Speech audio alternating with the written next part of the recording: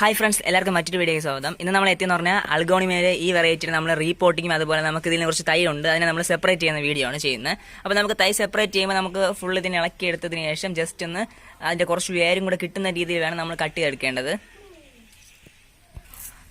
വളരെ ശ്രദ്ധിച്ച് വേണം എടുക്കേണ്ടത്. കത്തി എന്തെങ്കിലും കൊണ്ട് കണ്ട് അറുത്തെടുക്കുമ്പോൾ നമുക്കതിലെ വേരും കൂടെ കിട്ടണം. അതിൻ്റെ കിഴങ്ങി നിൽക്കുമ്പോൾ നമ്മൾ കുഞ്ഞ് വേരും കൂടെ വരുന്ന രീതിയിൽ അതിനെ സെപ്പറേറ്റ് ചെയ്തെടുക്കുക.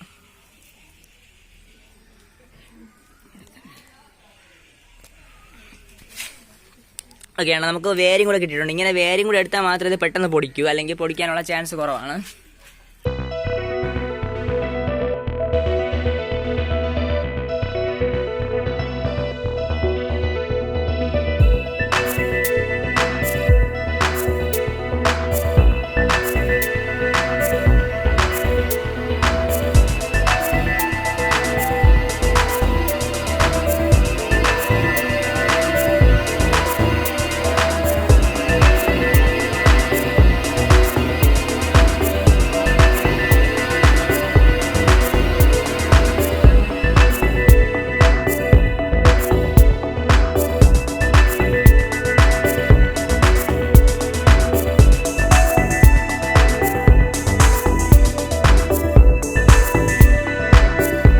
അതിൽ 4 തൈ അതിൽ വേർതിരിച്ചെടുത്തിട്ടുണ്ട്.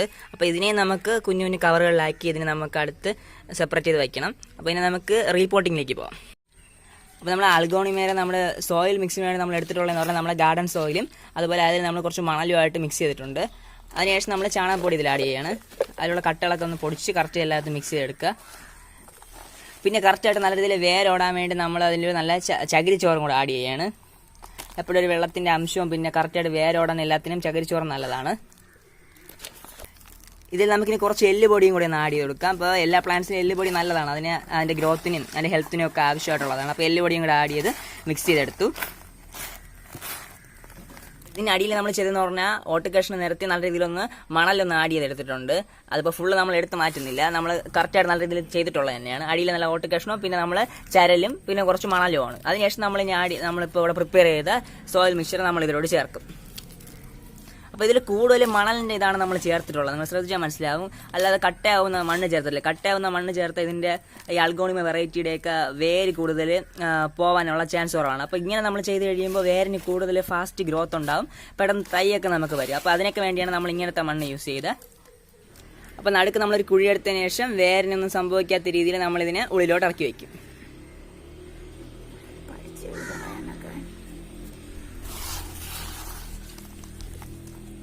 ചെടിയെ ഒന്ന് നല്ല രീതിയിലൊന്ന് ഉറപ്പിച്ചൊന്ന് വയ്ക്കുക. മണ്ണൊന്നും നമ്മളിനി വീണ്ടും ജസ്റ്റ് ഒന്ന് പ്രസ് ചെയ്ത് തന്നെ വയ്ക്കുക. കാരണം അല്ലാതെ ചെടി വീണ്ടും അങ്ങോട്ടും ഇങ്ങോട്ടും വീണ്ടും അതിനുള്ള മൂവ്മെന്റ്സ് ഉണ്ടാകുമ്പോൾ വേരിനുള്ള പെട്ടെന്നുള്ള ഗ്രോത്തിങ് കുറവായിരിക്കും. അതുകൊണ്ട് നമ്മൾ കൂടുതൽ മൂവ്മെന്റ്സ് ഒന്നും ഇല്ലാത്ത രീതിയിൽ ഒരു 2-3 ദിവസം കൂടുതൽ വെയിലില്ലാത്ത ഒരു പ്ലേസിൽ തന്നെ വെച്ചിരിക്കുക. എന്നിട്ട് നമുക്ക് വെയിലുള്ളത് വയ്ക്കാം. നമുക്ക് രാവിലെയും വൈകുന്നേരവും ജസ്റ്റ് ഒന്ന് വെള്ളം ഒന്ന് തളിച്ചും കൂടെ കൊടുക്കണം. ഇതിന് നമുക്ക് സ്പ്രേ ചെയ്യുകയും അതുപോലെ ഒന്ന് മൂട്ടിലും വെള്ളം തളിച്ചു കൊടുക്കുക.